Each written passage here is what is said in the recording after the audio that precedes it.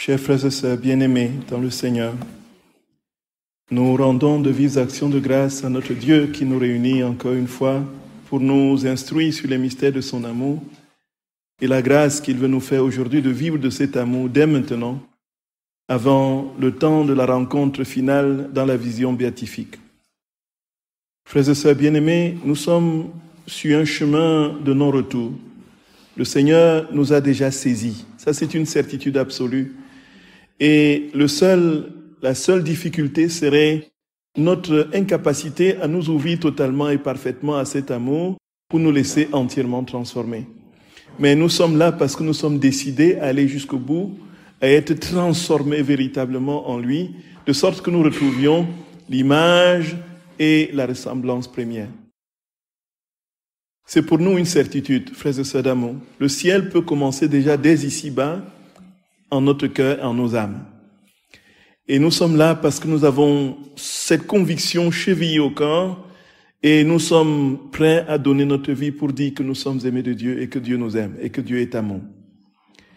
Et justement, toute son œuvre, depuis la création jusqu'à la consommation des siècles, c'est marqué par cet amour. Il nous a créés par amour. Il est venu nous racheter par amour.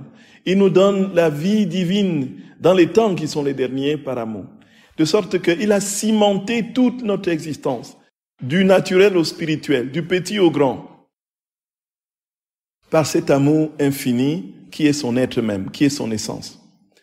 Et nous avons compris, frères et sœurs bien-aimés, que dans la méditation des heures de la Passion, il n'y a rien qui puisse ressortir véritablement de saillant que cette dimension de l'amour qui est aimé et qui demande un retour d'amour tout aussi équivalent.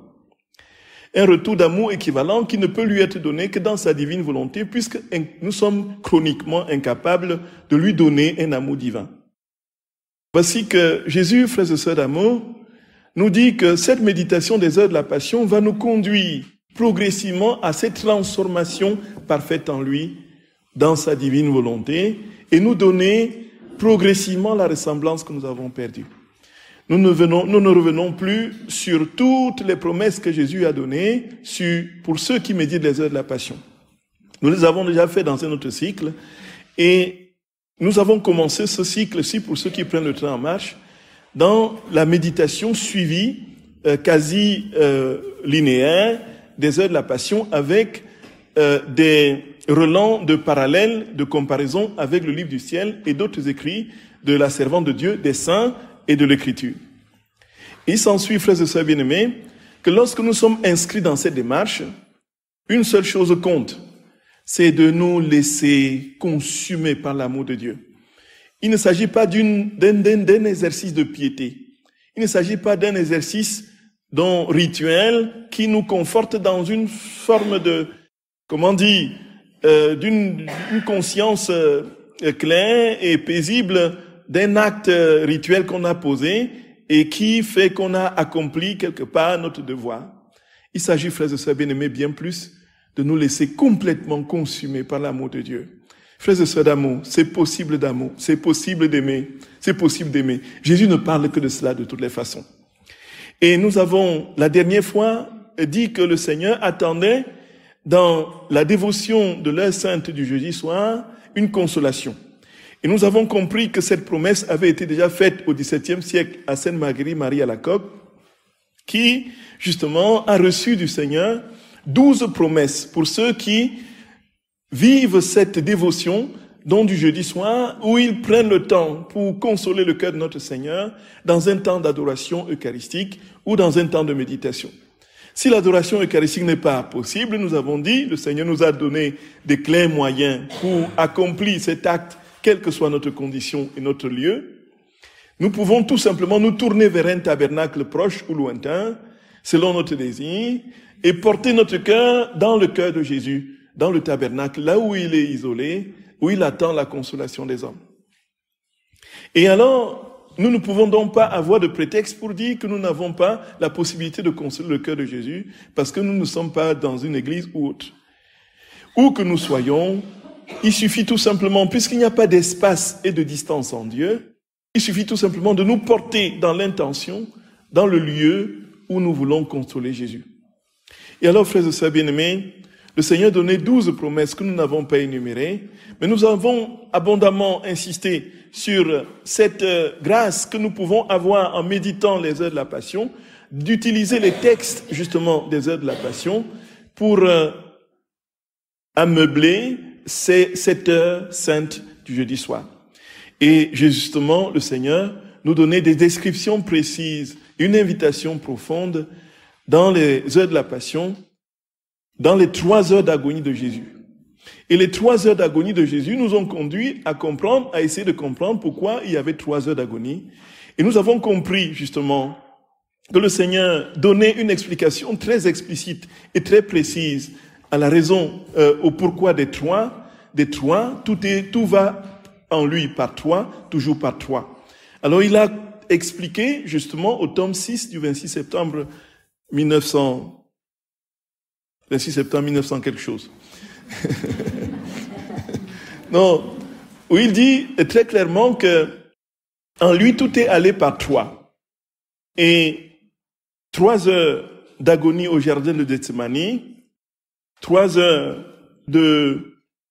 les 3 jugements, Anne, Caïphe et Pilate, les 3 clous, les 3 flagellations, il a été fouetté par 3 sortes de fouets, les 3 dépouillements, il a été dépouillé 3 fois de son vêtement, les 3 couronnements d'épines, les 3 clous sur la croix, les 3 jaillissements de sang, justement, de son corps, par lui-même au jardin de Gethsémani, par la flagellation, au moment de la flagellation, et au moment de sa mort, lorsque le soldat transperce son corps. Et il dit que les 3, à chaque fois, tout va par 3.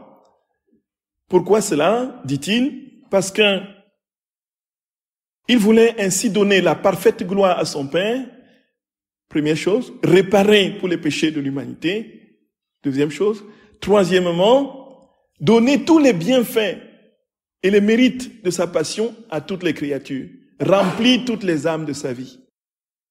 Et ainsi, il a dit que chaque fois que nous posons un acte pécamineux, chaque fois que nous péchons, nous altérons l'une des facultés de l'âme que le Seigneur nous a données. Les 3 facultés de l'âme qui sont la volonté, la mémoire et l'intelligence sont altérées. Et les 3 fois, c'est toujours dans ces 3 intentions et pour la réparation de ces 3 facultés. Et nous avons largement abondé là-dessus, frères et sœurs bien-aimés, et c'est là que nous nous étions arrêtés. Aujourd'hui donc, comme nous avons dit, nous allons continuer notre méditation quasi linéaire des heures de la Passion et nous arrêter sur les points saillants pour comprendre ce que Jésus veut nous dire. De ces 3 heures d'agonie, nous commençons donc par la cinquième heure. Donc, pour ceux qui ont la version du tutoiement de ceci, vous avez, c'est ce que vous écouterez de ma lecture. Dans la 5e heure, de 21h à 22h, c'est la première heure d'agonie de Jésus dans le jardin de Gethsémani. Frères et sœurs d'amour, comme on a dit, notre jeudi soir peut être, si vous avez le choix, si vous voulez, meublé par ces 3 heures. À la page 79. Donc, tout est terreur, 78. Tout est terreur et frayeur et profond silence. J'écoute intensement. J'entends un souffle haletant qui me conduit à Jésus. Mais quel terrible changement! Ce n'est plus le doux Jésus de la scène eucharistique dont le visage resplendissait d'une éblouissante et ravissante beauté, mais il est triste, d'une tristesse mortelle qui défigure sa beauté naturelle. Il agonise et je suis troublé à l'idée que peut-être je n'entendrai plus sa voix. De mes bras, j'enlace ses pieds et me faisant plus hardi, je m'approche de ses bras. Je place mes mains sur son front pour le soutenir et je murmure, Jésus, Jésus. Secoué par ma voix, il me regarde et me dit, mon ami, tu es ici, je t'attendais. C'est une tristesse qui me procède le plus, le total abandon par tous. Je t'attendais pour te rendre témoin de mes souffrances, pour te faire boire avec moi le calice de l'amertume que mon Père céleste va bientôt m'envoyer par les mains d'un ange.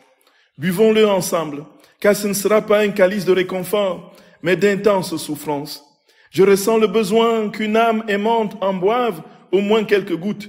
Je t'ai appelé pour que tu l'acceptes et partages mes souffrances avec moi, pour m'assurer que jamais tu ne me laisseras seul, ni ne m'abandonneras. Oh oui, mon Jésus angoissé, nous boirons ensemble le calice de tes souffrances. Ensemble, nous boirons ta peine et je serai toujours à tes côtés. Rassuré par mes paroles, mon Jésus souffrant entre dans une mortelle agonie. Il souffre de douleurs intenses jamais encore expérimentées. Incapable de supporter cela et voulant compatir et le réconforter, je lui dis, ô mon Jésus, mon amour, dis-moi, pourquoi es-tu si triste, si affligé et si seul dans ce jardin ce soir? Ah, c'est la lumière, c'est la dernière nuit de ta vie sur la terre. Il ne reste que quelques heures dans ta passion, avant ta passion. Je croyais trouver ici ta céleste mère, la bienheureuse, la bien-aimée Marie-Madeleine et les fidèles apôtres. Mais au contraire, je te vois seul, envahi par une tristesse qui t'inflige une mort cruelle sans toutefois te faire mourir. Ô mon Jésus et mon tout, tu ne me réponds pas, parle-moi. La tristesse qui t'oppresse est si grande qu'elle te laisse sans voix. Ton regard triste et qui me scrute si plein de lumière semble chercher de l'aide et du réconfort. Ton visage est pâle, tes lèvres sont desséchées par l'amour. Ta divine personne tremble de la tête aux pieds. Ton cœur bat violemment et tes palpitations cherchent des âmes avec une angoisse telle que tu sembles près de mourir d'un moment à l'autre. Tout me dit que tu es seul à la recherche de ma compagnie. Ô mon Jésus, je suis ici, tout à toi, avec toi. Mon cœur ne peut supporter de te voir projeté sur le sol. Je te prends dans mes bras et te presse contre mon cœur. Je veux compter une à une tes souffrances et les offenses qui te sont faites. Je veux t'apporter réconfort, réparation et sympathie au nom de toutes les créatures.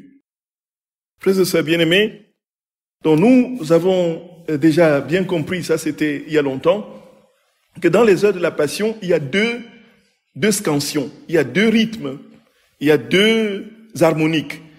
Il y a les affections, il y a les réparations. Les affections, c'est le mouvement de l'âme qui dit à Dieu son amour, qui dit à Jésus son amour, et veut le consoler, et veut vivre ce que Jésus vit, veut prendre sa couronne d'épines, veut épouser justement toutes les souffrances de la flagellation, veut aller avec lui sur la croix, ainsi de suite. Et ainsi, l'âme va travailler dans un deuxième temps, la deuxième harmonique, à réparer. En faisant cela, il répare pour toutes les âmes qui n'aiment pas le Seigneur, pour toutes les pensées, quand il donne son affection pour la souffrance de la couronne d'épines, pour toutes les pensées contre l'amour, pour tous les actes, quand le Seigneur est en souffrance de la flagellation, l'âme s'unit à cette souffrance pour réparer. Donc, il y a les affections et les réparations. Donc, chaque fois que vous lisez les heures de la Passion, il y a cette dimension qui ressort.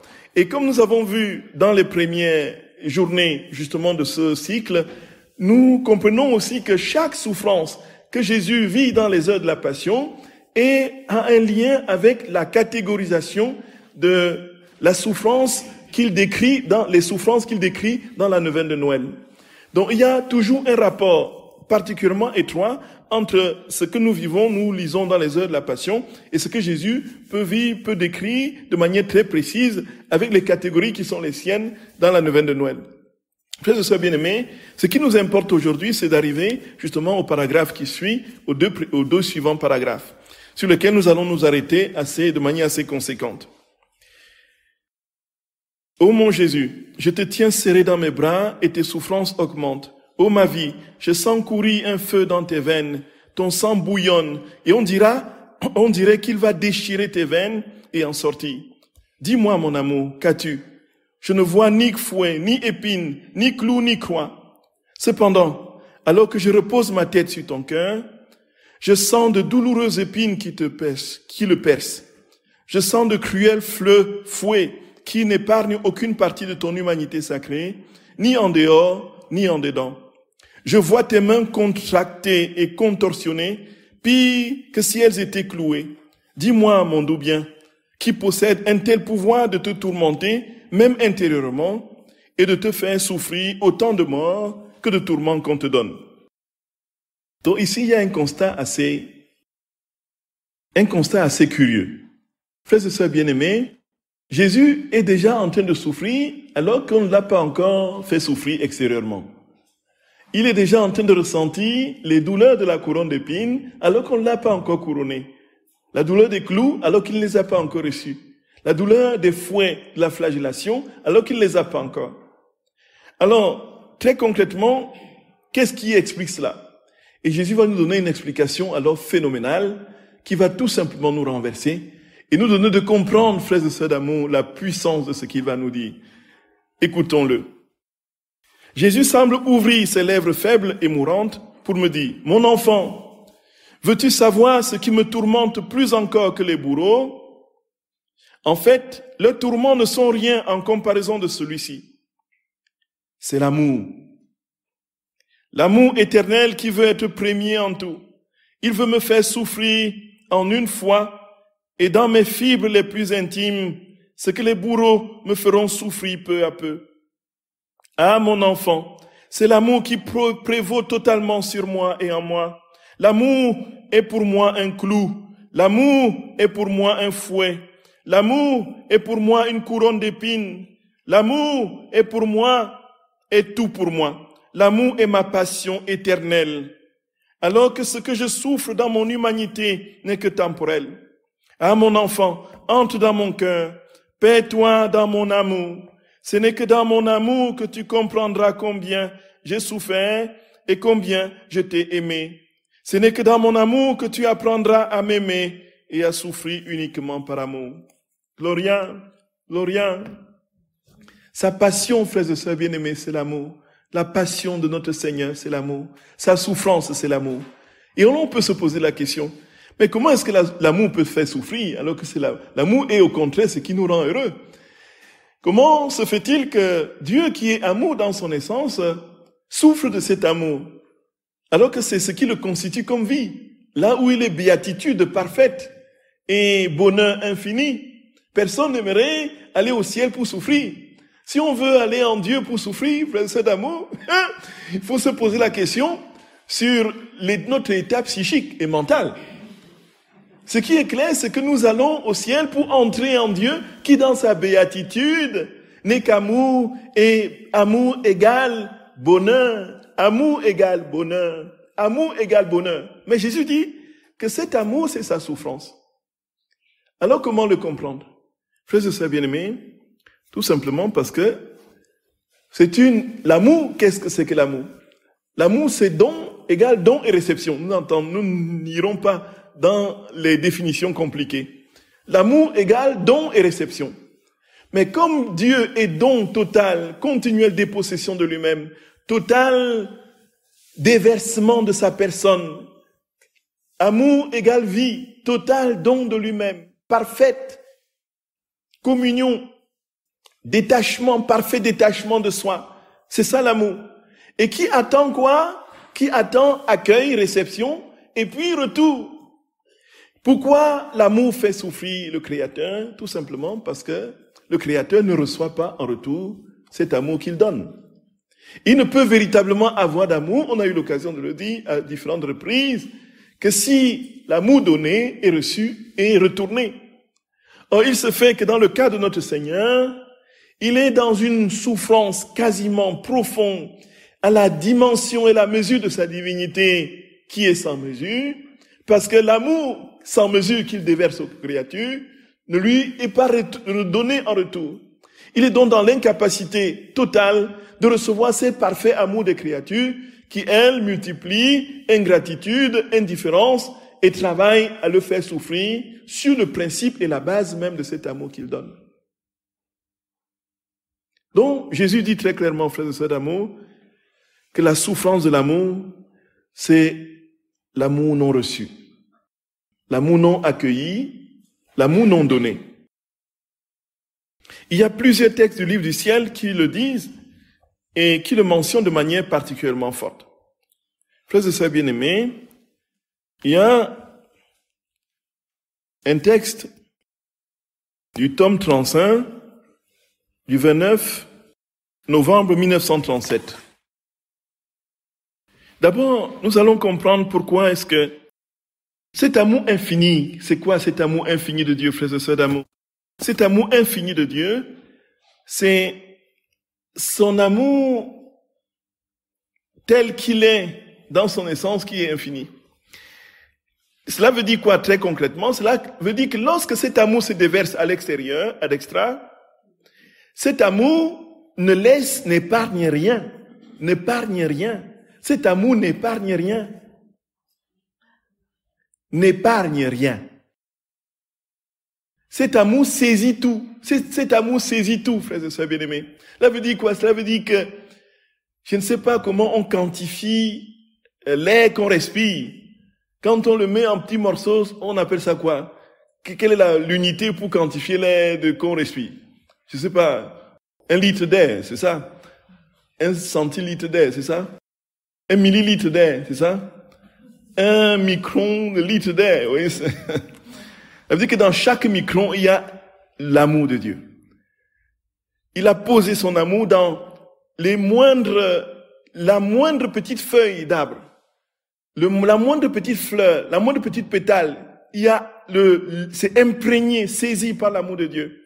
Dans chaque brin de cheveux, dans chaque brin que nous pouvons effeuiller comme ça, il y a une imprégnation de l'amour de Dieu. Ça veut dire que nous avons coupé les cheveux combien de fois au cours de notre existence? Dans chaque petit fil de cheveux, l'amour de Dieu est imprégné. Et Jésus dit d'ailleurs que si nous avions la possibilité d'atomiser les rayons du soleil, chaque atome de chaque photon dirait je t'aime, je t'aime, je t'aime. Dans chaque goutte d'eau que nous buvons, que nous avons, il y a des je t'aime de Dieu. Dans chaque cri d'oiseau, il y a je t'aime de Dieu. Dans chaque, frères et sœurs d'amour, nous sommes imprégnés d'amour. Dans chaque respiration, il y a des je t'aime de Dieu. Dans chaque battement de notre cœur, il y a des je t'aime de Dieu.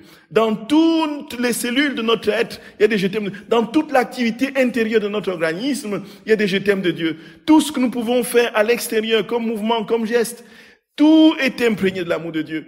Tous les pas que nous posons, c'est imprégné des je t'aime de Dieu éternel. Donc en fait, cet amour infini imprègne tout et ne laisse rien, n'épargne rien. Nous sommes aimés de partout, nous sommes éclats, nous sommes dans un océan, nous sommes noyés dans l'amour. Et nous comprenons bien pourquoi Dieu souffre. Parce qu'il sera tout simplement impossible. Regardez, combien lui rendre grâce, combien lui disent merci, combien lui disent je t'aime. Dans ce texte du tome 35, du 29 novembre 1937, on peut lire ceci. Ma bonne fille, notre amour est tel que partout et en tout lieu, même dans le plus petit brin d'herbe,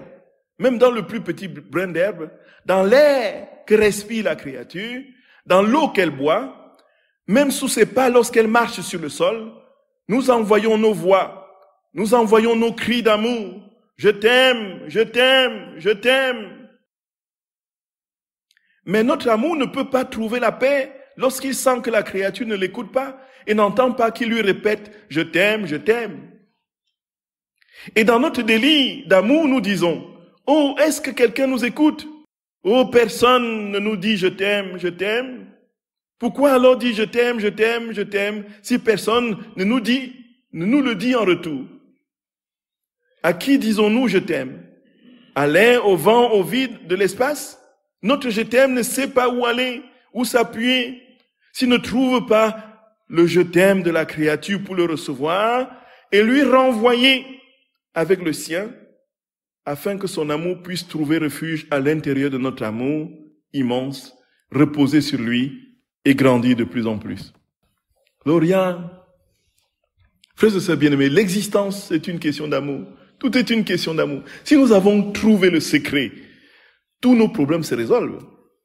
Le secret, c'est l'amour, frères et sœurs d'amour. Le secret, c'est l'amour. Et l'amour, c'est Dieu. Et alors le Seigneur dit, il délie, nous imaginons Dieu qui parcourt les univers disent je t'aime, il met les je t'aime dans les étoiles, dans les astres, dans les hyperamas, dans les 13 milliards de galaxies, et dans chaque galaxie, dans chaque petite étoile, et ainsi de suite, tout est imprégné, les nuages des je t'aime, des je t'aime. Que voulez-vous que je vous dise encore, mes enfants? Comment puis-je crier plus fort? Tout est à votre portée, des je t'aime sans fin, des je t'aime infinis, des je t'aime infinis. Que faites-vous de mes je t'aime? Je t'aime, je t'aime, je délie, je suis fou, je suis délirant d'amour. Je délie d'amour. Je délie d'amour. Entendons-nous sa voix? Jésus continue, il dit, et lorsque la créature entend notre je t'aime et nous le renvoie, dans notre excès d'amour et comme réconcilié par son amour, nous disons, finalement on nous écoute. Notre amour a trouvé où aller, un lieu de refuge. Nous avons été reconnus. Nous avons trouvé quelqu'un qui dit je t'aime. Et Jésus en ce moment pleure, frères et sœurs d'amour. Il pleure. Il y a quelqu'un qui a écouté mon amour, viens. Alors qu'est-ce qu'il fait? Il ne tarde plus, hein. Il déménage. Il vient s'installer en nous, voyez. Il ne laisse rien là au ciel. Il vient là avec tous ses bagages. Il dépose en nous. Ah oui, tu m'as dit je t'aime. Oui, tu m'as dit je t'aime. Oh, merci, merci. Moi, le mendiant d'amour, j'ai trouvé un refuge dans un cœur. J'ai trouvé un cœur qui s'est ouvert. Donc, quand nous lisons ce passage des heures de la Passion, quand Jésus dit que la souffrance c'est son amour, que la souffrance, son amour c'est sa souffrance, ce n'est pas l'amour en soi, puisque en lui, l'amour en soi est parfait bonheur, parfaite béatitude. C'est l'amour non reçu, c'est l'amour humilié, c'est l'amour refroidi, c'est l'amour frustré, voilà, le mot que je cherchais. Tout à fait, exactement. C'est l'amour frustré. C'est l'amour frustré. Et là, il dit, alors notre amour est en fait, mais lorsque nous ne pouvons pas trouver quelqu'un qui dit « je t'aime », nous ne trouvons pas alors quelqu'un qui nous reconnaisse, qui nous écoute, quelqu'un qui nous aime. Combien il est dur d'aimer et de ne pas être aimé. Combien je voudrais que tous sachent qu'avec mon amour, je les soutiens, je les serre dans mes bras, je les aime et je les fais respirer. Je les aime et je fais battre leur cœur. Je les aime et je leur donne la parole. Je les aime et je leur donne la marche. Je les aime et je leur donne le mouvement, la pensée, la nourriture, l'eau, etc. Tout ce qu'ils sont et tout ce qu'ils reçoivent est l'effet de mon amour débordant. N'est-ce pas alors une horrible ingratitude que de ne pas aimer? C'est faire de notre amour un martyr parce que nous avons aimé et nous ne sommes pas aimés. Frères et sœurs bien-aimés, c'est unique au christianisme. Un Dieu mendiant est typique du christianisme. Dans aucune autre religion, vous ne trouverez un Dieu mendiant. Dieu est toujours celui qui, dans ses prérogatives de toute puissance, blotti dans les crins d'une majesté inaccessible, qui travaille à faire souffrir tous ses sujets. Obéissance ou mort.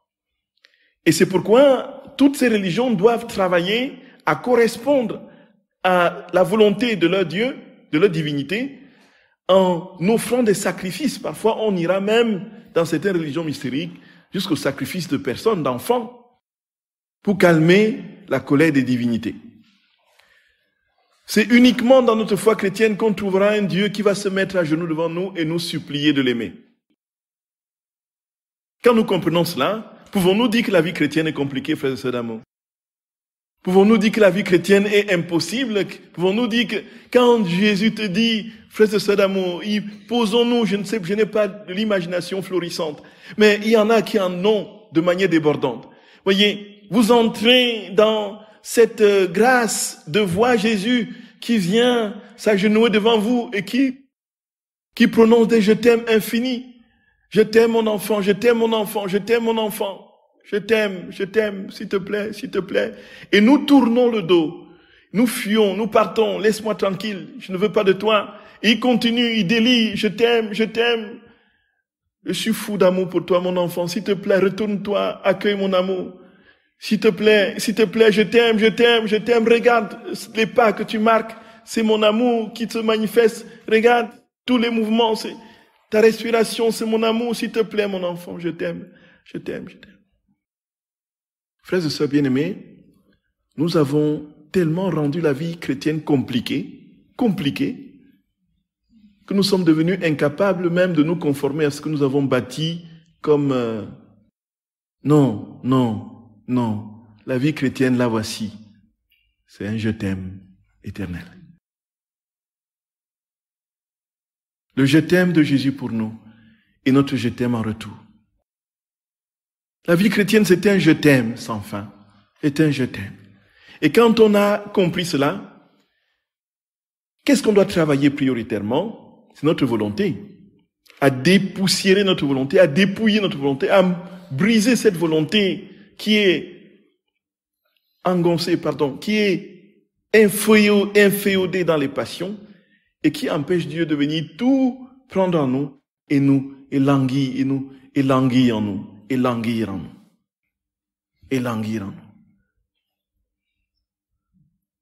Un je t'aime qu'on a galvaudé malheureusement et qu'on a posé dans les réalités contraires au véritable amour. Voyez, frères et sœurs bien-aimés, Jésus d'amour.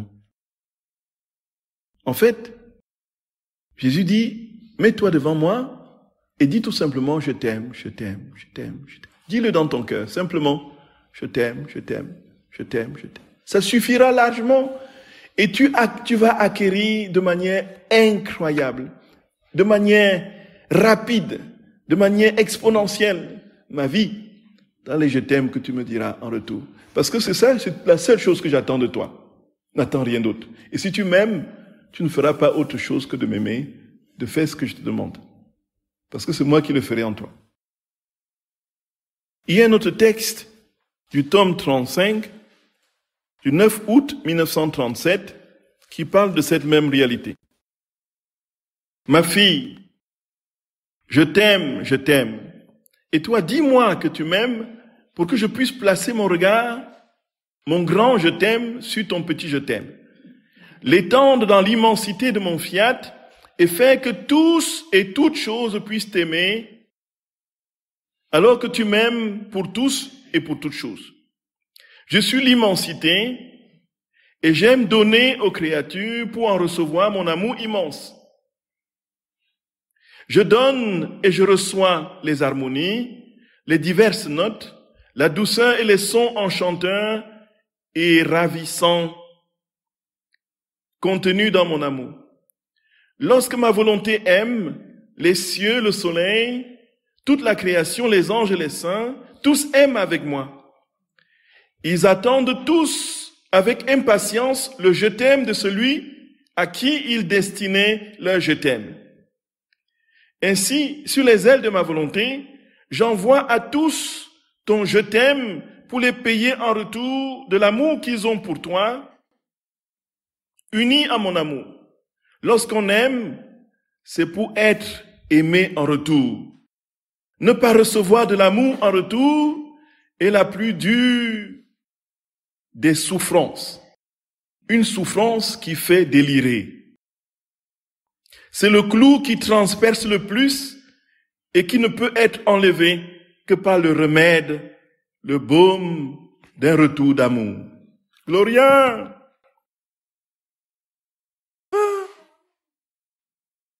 C'est le tome 35 du 9 août 1937. Jésus dit, je suis immense, je suis le Créateur, je suis immense. Je ne peux aimer que de manière immense. Et comme j'aime de manière immense, j'attends un retour d'amour à l'équivalent de mon immensité, tout aussi immense. Donc, quand Jésus nous dit, je t'aime dans tout ce que dans la moindre petite respiration, le moindre petit geste, tout, dans les cellules de ton corps, dans les brins de cheveux de ta tête, sur le moindre petit brin d'herbe, ainsi de suite, le moindre petit fruit et repas que tu manges, ainsi de suite. J'allais oublier le repas.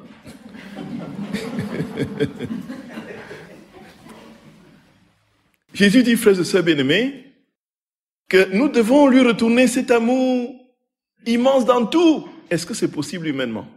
Est-ce que nous pouvons penser que, voilà, en marchant, que Jésus nous aime et que nous lui disons je t'aime, en marchant non pas je t'aime, je t'aime, je t'aime, ou bien en mangeant chaque cuillère, chaque fourchette, je t'aime, je t'aime, je t'aime, je t'aime. Et puis quand on fait chaque grain de riz, on met le, oui, je t'aime. L'exemple du repas et de la nourriture est très facile, vous vous rendez compte? Est-ce qu'il est possible pour ça, que chaque inspiration, expiration, que nous pensions chaque fois, je t'aime, je t'aime, je t'aime, inspiration, je t'aime, expiration, je t'aime, ou chaque mouvement, non, ce n'est pas possible. Humainement, c'est pas possible. Voyez, frères et sœurs bien-aimés. Et, pourtant, il faut que nous lui redonnions cet amour. On ne peut pas, quelqu'un qui vous aime prenons les pourcentages, à 200%, et vous lui donnez 30%. Dites-moi, frères bien-aimés, les 170 autres pourcents là, l'amour ne va pas tenir. Ce sera déséquilibré. Voilà. Il ne peut y avoir perfection d'amour que dans la perfection du retour de l'amour qui est donné. Cela veut dire très concrètement que si vous aimez à 200% et que l'autre vous aime à 199%, l'amour n'est pas encore parfait. Si vous aimez à 199,99%, ce n'est encore pas parfait. C'est-à-dire que le 0,01 centime là, qui reste, il faut que ce soit achevé pour que l'amour soit parfait. Alors, frères et sœurs bien-aimés, il dit, dans ton petit je t'aime, dis-moi simplement ton petit je t'aime. Et je viendrai mettre mon grand je t'aime, mon immense je t'aime, dans ton petit je t'aime. Et donc, quand nous disons « je t'aime » à Jésus, nous le disons avec son « je t'aime » à lui, qui est posé dans notre « je t'aime ». Et comment le faire concrètement? Dans sa divine volonté. Je t'aime, Seigneur, avec ton amour. Voyez, frères et sœurs bien-aimés.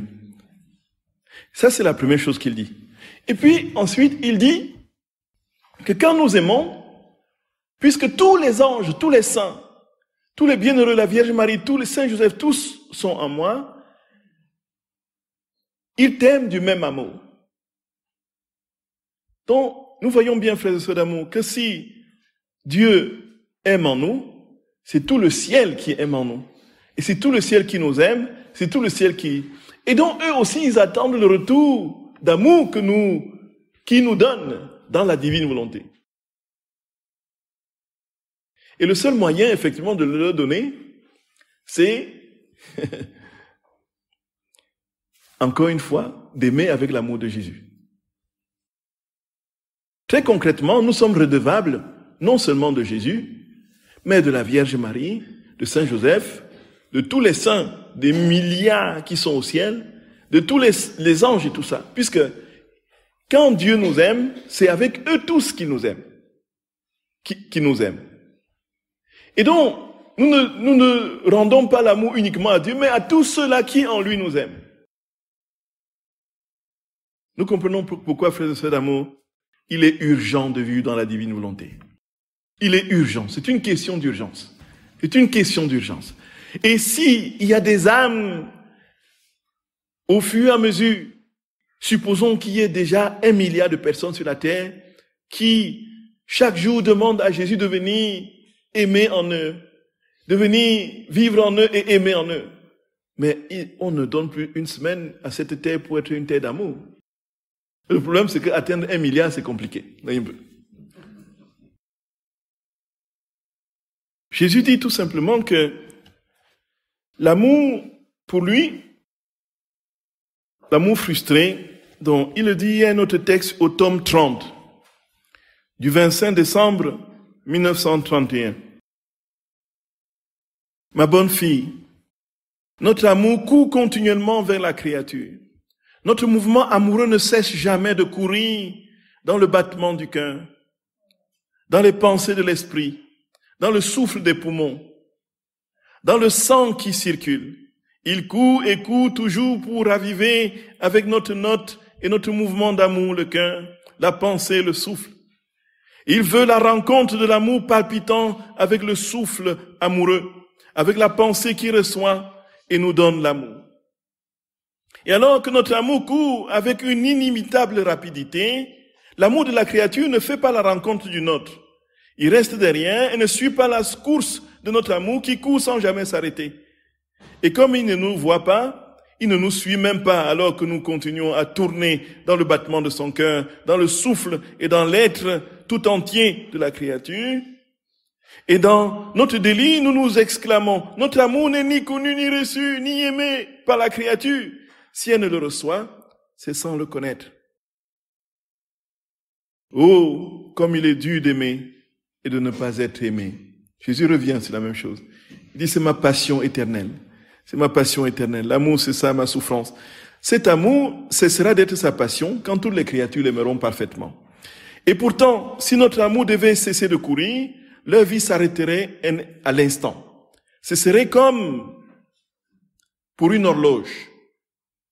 S'il y a le cordon, elle fait entendre son tic-tac et indique admirablement les heures et les minutes.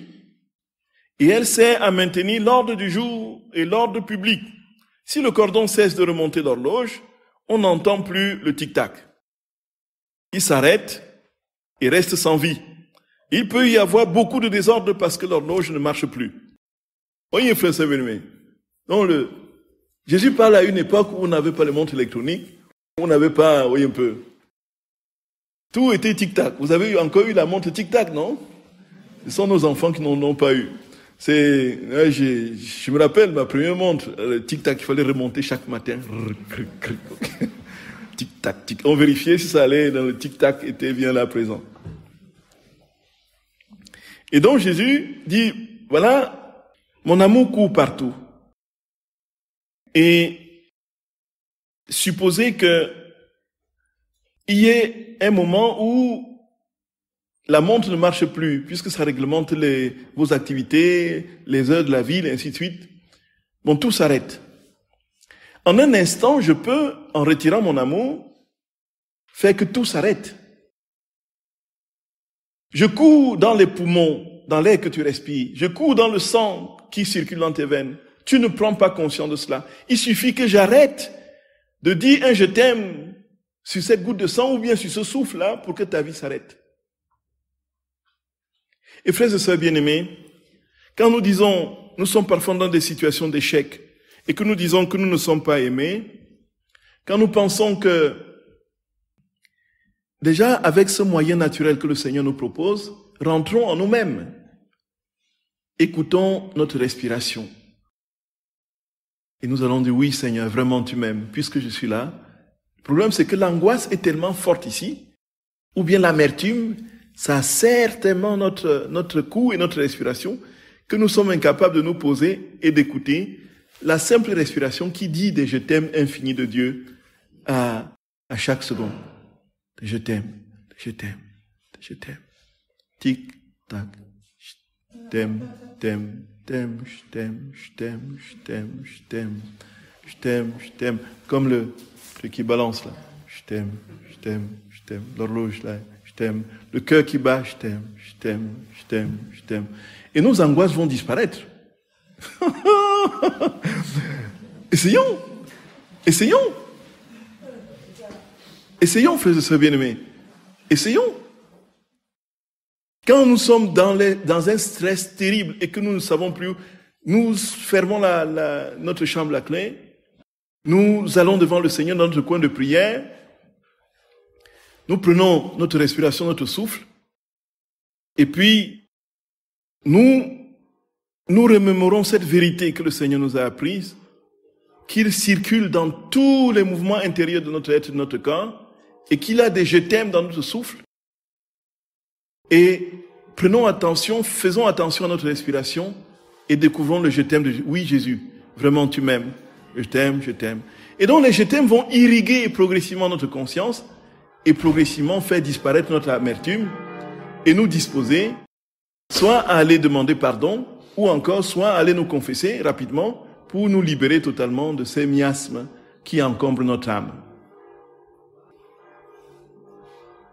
Voyez frères et sœurs bien-aimés, tout est une question de je t'aime. Tout est une question d'amour. Tout Tout est une question d'amour, frères et sœurs bien-aimés. Tout est une question d'amour, frères et sœurs bien-aimés. Tout est une question d'amour. Aimons Jésus de tout notre cœur, de toute notre âme. Et prêtons attention à son amour. Et cet amour, frères et sœurs, d'amour va nous dilater, va nous liquéfier, va nous transformer. Au jour le jour, nous allons être surpris des progrès faramineux, extraordinaires que Dieu fera en notre âme. Nous gagnerons en douceur, en bonté, en bienveillance, en humilité. Et la joie de Dieu envahira notre âme. Nous ne pouvons pas passer toute notre vie chrétienne à multiplier les défaites et les échecs spirituels, j'entends. Les défaites extérieures, de toutes les façons, c'est lié à notre condition. Mais intérieurement, que nous ne soyons jamais dans la joie stable, continuelle, que jamais nous n'éprouvions la paix véritable, que jamais nous ne soyons dans le désir ardent de voir les âmes sauvées et unies à Jésus, que nous ne soyons jamais dans l'optique de faire, de le supplier pour que vienne son règne, et que nous soyons toujours tournant autour de notre nombril. Frères et sœurs bien-aimés, frères et sœurs d'amour, frères et sœurs bien-aimés, ce n'est pas possible que nous terminions notre vie dans cette condition. C'est possible d'aimer, c'est possible de vivre en Dieu. Vraiment. Il y a d'autres textes que nous ne pouvons malheureusement pas commenter, vu le temps, puisqu'il y a la messe tout à l'heure. Puis il faut... Donc il y a, je vous donne, Jésus dit que l'amour est un tyran pour lui. Il le dit au tome 3, 18 juin 1900. L'amour est un tyran. Et l'amour, c'est sa vie. Il le dit au tome 28, du 2 mai 1930. Rendons grâce au Seigneur, frères et sœurs d'amour, d'être aimés comme nous le sommes et de le chercher en toutes choses. On pourra peut-être continuer le commentaire de ces textes-là ce soir puisque nous arrêtons cet après-midi. Je vous salue Marie, pleine de grâce. Le Seigneur est avec vous. Vous êtes bénie entre toutes les femmes et Jésus, le fruit de vos entrailles, est béni. Sainte Marie, Mère de Dieu, priez pour nous pauvres pécheurs, maintenant et à l'heure de notre mort. Amen. Au nom du Père et du Fils et du Saint-Esprit. Amen.